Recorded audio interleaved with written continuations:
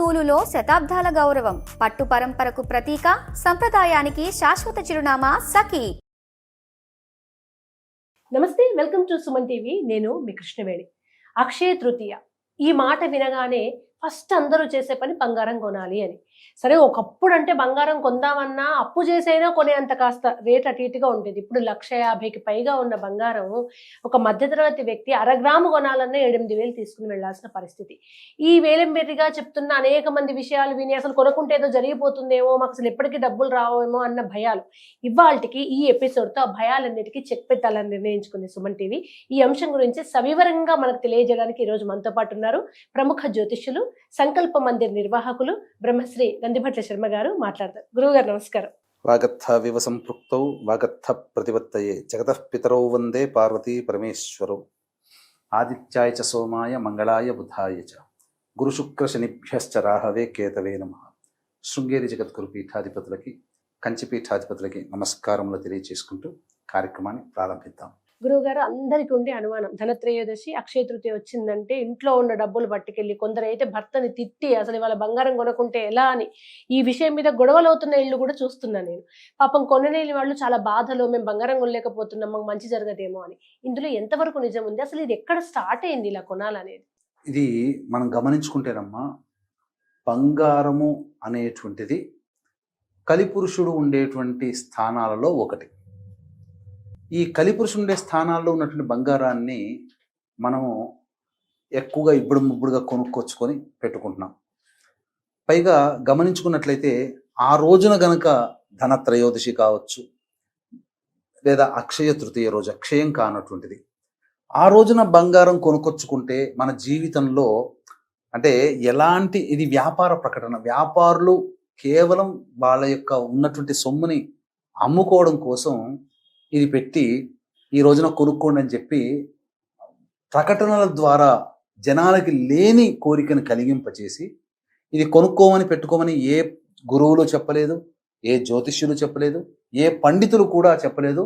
ఎందుకు ఎవరు చెప్పలేదంటే, అసలు ఏ పురాణాల్లో కూడా బంగారం కొనుక్కోమని చెప్పలేదు. అంటే మీకు తెలిసినంతగా పంచపాండవులు కానీ, రామాయణంలో కానీ, ఎవరైనా కానీ, పురాణ పురుషులు ఎవరైనా కానీ బంగారం కొనుక్కొని వేసుకున్నారు, బంగారు ఆభరణాలు పలానా రోజు అంటే మనకంటే తెలియని పురాణాలు వాళ్ళకి తెలుసా? వాళ్ళకి తెలియవా? మనకే ఎక్కువగా తెలుసా? ఏ పాత్ర అయినా కానీ బంగారం కొనుక్కున్నట్టుగా ఉందా? అసలు సీతమ్మ వారు అడవిలో ఉన్నప్పుడు ఎన్నో అక్షయ తృతీయాలు వచ్చి ఉంటాయి కదా, అమ్మాయితే కొనుక్కోలేదు. అలాగే ఇవన్నీ కూడా వ్యాపారులు తమ ప్రకటన కోసం, ఎందుకంటే ఒక చిన్న 1/2 గ్రాము కాదు, 1/4 గ్రాము కొన్నా మళ్ళీ వచ్చే అక్షయ తృతీయో ధనత్రయోదశికో అది గుడ్లు పెట్టి కిలో బంగారం చేస్తుంది అని చెప్పి వ్యాపార ప్రకటనలు ఉండడం వల్ల మనిషికి ఉండే అత్యాశ, బంగారం అంటేనే ఆశ, ఆ ఆశకి జనాలు పాపం లోబడిపోయి డబ్బులున్నా లేకపోయినా మీరు అన్నట్టుగా అప్పులు చేసైనా తీసుకొచ్చుకొని కొనుక్కుంటున్నారు. ఇది మరీ దారుణం అమ్మ. అసలు బంగారం కొనమని ఎక్కడా శాస్త్రంలో చెప్పబడలేదు. కానీ ఈ బంగార ప్రభావం వల్లనే విపరీతమైనటువంటి ఇబ్బందులు మానవులకి కలుగుతున్నాయి. అసలు ఈ యొక్క అక్షయ తృతీయ రోజునైనా, ధనత్రయోదశి రోజునైనా, ఏదైనా పండుగ సందర్భంలో, పుణ్యప్రదమైనటువంటి సందర్భంలో దానము చేయమన్నారు. కాంచనం కర్మ విమోచనం. అంటే కాంచనం అంటే బంగారం, కర్మ విమోచనం అంటే ఈ యొక్క బంగారము తయారు కావడానికి ఎన్ని వేల టన్నుల భూమిలో ఆ రజన్ అనేది తొలగుతుంది. అలాగే బంగారం, 1 గ్రాము బంగారం తయారు చేయడానికి ఎంత మానవ శక్తి, అంటే ఎంతమంది మనుష్యులు కష్టపడితే ఆ బంగారం తయారవుతుంది. అందుకనే బంగారం అనేది నో డౌట్ ఒక అమూల్యమైన ఆభరణం, కానీ మానవుణ్ణి దురాశకి గురి చేస్తుంది. ధర్మబద్ధం కంటే అట్లాంటప్పుడు బంగారం కలిపురుషుడు ఉండేటువంటి ప్రదేశం కదండి, మరి అట్లాంటప్పుడు అందరు కొనుక్కుంటారంటే కలిపురుషుని మెళ్ళేసుకొని తిరుగుతున్నట్టేనా? ఉంగరాలు చేసుకుంటున్నారు ఆడవాళ్ళు, బంగారాలు కిలోలు అని అంటే, సహజంగా చెప్పాలి అని అంటే ధర్మబద్ధమైనటువంటి సంపాదన ద్వారా బంగారం కొనుక్కుంటే అది లక్ష్మీప్రదం. అధర్మబద్ధముగా సంపాదించి దాన్ని వస్తు రూపంలో మార్చుకొని బంగారంగా దాన్ని తీసుకుంటే అది ఎప్పుడు కూడా అధర్మమై కూర్చుంటుంది. తద్వారా మనకు భయాందోళనలు ఉంటాయి. మీకు ముఖ్యంగా ఇప్పుడు ఈ కాలంలో ఎవరైనా ఆడవాళ్ళు నడి రోడ్డు మీద జనసంచారం లేకుండా ఒక్క తాడైనా వేసుకొని బయటికి వెళ్ళగలిగే శక్తి ఉందమ్మా. దానివల్ల ప్రాణాలే పోతున్నాయి. అంటే 1 గ్రాము బంగారం కోసం కూడా ప్రాణాలు తెగించేసేటువంటి, అంటే ఎన్ని మనం హత్యలు చూడట్లేదు. అంటే ఇదంతా ఎక్కడి నుంచి వచ్చింది అని అంటే దీనికి ఒక గాథ ఉందమ్మా. బంగారము కలిపురుషుడు బంగారంలోకి ప్రవేశించాడు అని చెప్పడానికి ఒక గాథ జరిగినటువంటిది. ద్వాపర యుగంలో భీముడు జరాసంధుని సంహరించిన తర్వాత ఆ రాజ్యంలో సంహరించి ఆ రాజ్యం అంత సొత్తంతా విజయులకే కదా. అలా భీముడు వస్తూ వస్తూ జరాసంధుని ధనాగారంలో ఉన్నటువంటి ఒక అద్భుతమైన మణిమాణిక్యాల వజ్రాలతో కూడుకున్న ఒక గొప్పదైనటువంటి కిరీటాన్ని చూశాడు. నచ్చి తెచ్చుకున్నాడు. ధర్మరాజుకు చూపిస్తే అప్పుడు ధర్మరాజు అన్నాడు, ఇది అధర్మంగా నువ్వు తెచ్చావు, ఇది ధర్మబద్ధమైనది కాదు, దీన్ని ఉపయోగించుకో అని చెప్పి ఎక్కడో మూలన ఒక గృహంలో పడేసేశాడు. తర్వాత అతను ఎప్పుడు పట్టించుకోలేదు. భీముడు కూడా దాన్ని వాడలేదు, ధర్మరాజు వాడలేదు. పరీక్షిత్తు కూడా చూశాడు, కానీ పరీక్షిత్తు కూడాను ఎప్పుడు వాడలేదు. అయితే ఈ పరీక్షిత్తు అనేటువంటి వాడు గొప్ప మహారాజు. పరీక్షిత్తు గురించి మనకు చాలా మటుకు తెలిసింది ఇంతే, కానీ తెలియాల్సింది చాలా గొప్పది. అంటే చాలా గొప్ప రాజుగా కీర్తి గడించాడు. ప్రజల్ని కన్న బిడ్డల్లా ధర్మంగా పాలించాడు. అందుకని ఆ పరీక్షిత్తు పరిపాలిస్తున్న సమయంలో ద్వాపర యుగాంతం అవుతుంది, కలిపురుషుడు రావాలి. కలిపురుషుడు రావడానికి ప్రవేశం జరగట్లేదు. ప్రవేశం రాకపోయేసరికి ఇక ఇట్లయితే కాదని చెప్పి కలిపురుషుని దగ్గర పోయి కాళ్ళ వేళపడి, అయ్యా నేను కలిపురుషుణ్ణి, ద్వాపర యుగం అయిపోతుంది, నేను రావాలి, నాకు అవకాశం ఇవ్వండి, మీరున్నంత వరకు నేను ప్రవేశం చేయలేకపోతున్నాను, కాబట్టి యుగ ధర్మం ప్రకారం నేను రావాల్సిందే అని అంటాడు. అంటే అప్పుడు ఏం చెప్పాడంటే, సరే నీవు ఎక్కడెక్కడ ఉండాలి, జూదం జరిగే చోట, మద్యపానం సేవించే చోట, అహింస ఉండే చోట, అత్యాశ ఉండే చోట, అధర్మం ఉండే చోట, ఈ 5 చోట్లలో నీకు ఆ స్థానం ఇస్తున్నాను. ఇక నా రాజ్యంలో కాదు, అంటే నా రాజ్యం అంటే ఈ భూమి అంతా ఆయనదే ఒకప్పుడు, ఈ భూమి మీద నువ్వు ఎక్కడ ఇవి ఉంటాయో అక్కడికి వెళ్ళు అని అంటాడు.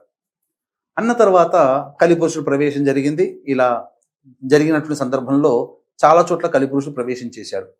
ఒకానొక సందర్భంలో వేటకు వెళుతూ అక్కడ గృహంలో దాచబడ్డటువంటి కిరీటం ఉంది కదా, ఆ కిరీటాన్ని చూసి ఆనందపడి ముచ్చటగా వేసుకొని వేటకు బయలుదేరాడు. అప్పుడు వేసిన తర్వాత అతనిలో అత్యాశ, రాజు అనే దర్పము, కోపము, అతనిలో కలిపురుషుడు ప్రవేశం చేసేశాడు. ఎందుకంటే బంగారం అని అంటే అది ఒక ఆస్తి మొదటి నుంచి కూడా.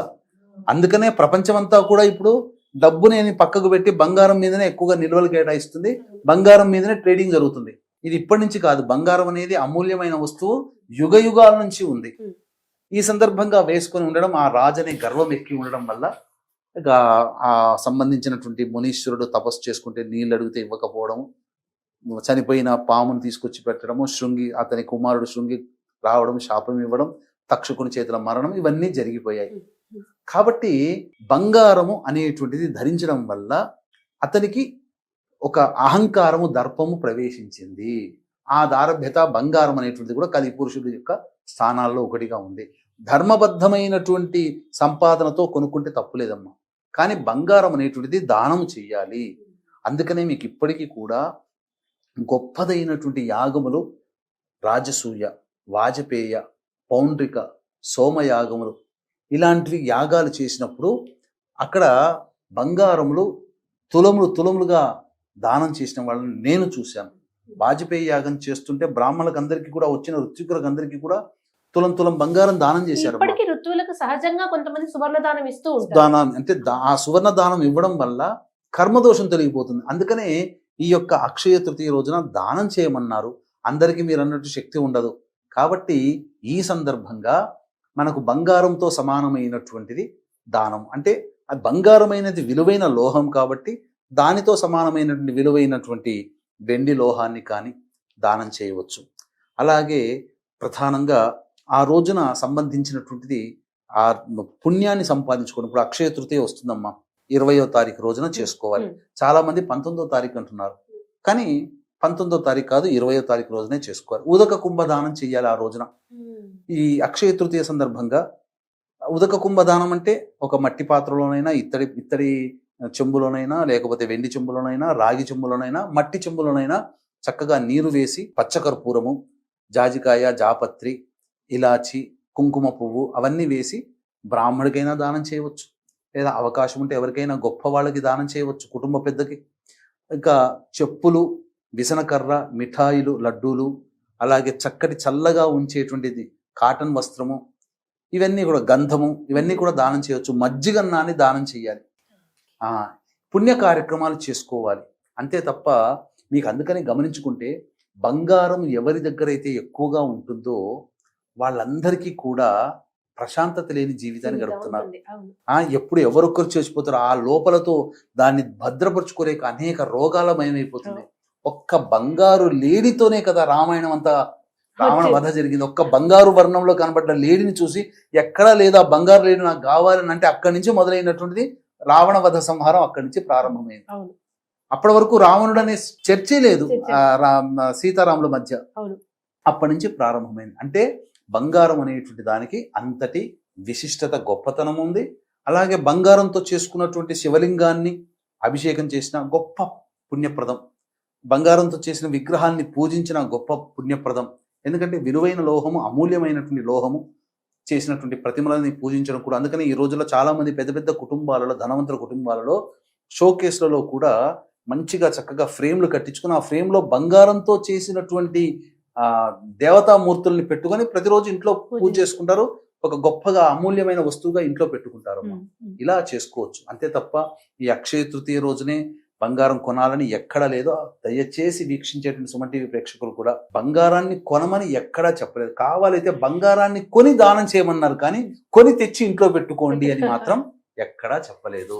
కాబట్టి ఇటువంటి విషయాన్ని అందరూ దృష్టిలో పెట్టుకోండి. అంతేకాకుండా ఈ యొక్క సంబంధించినటువంటి అక్షయ తృతీయ రోజున మన పీఠమాధురంలో దేవతానుగ్రహం కోసమై అరుణాచల క్షేత్రంలో సర్వదోష నివారణ పూజల హోమాలలో భాగంగా నవగ్రహ పాశుపత హోమము, మృత్యుంజయ హోమం, రుద్ర హోమం, సుదర్శన హోమము, లక్ష్మీ మూలమంత్ర సంపుటిత లక్ష్మీ సూక్త హోమాన్ని జరిపించి శక్తిపాతం చేసినటువంటి కరుంగలి మాల ఉచితంగా ఇవ్వడం జరుగుతుంది. అవకాశం ఉన్న వాళ్ళు స్క్రీన్పై కనిపిస్తున్నటువంటి నెంబర్కి కాంటాక్ట్ చేసి మీ గోత్రనామాదులు 19వ తారీఖు రాత్రి 9 గంటల లోపల నమోదు చేసుకోవచ్చు.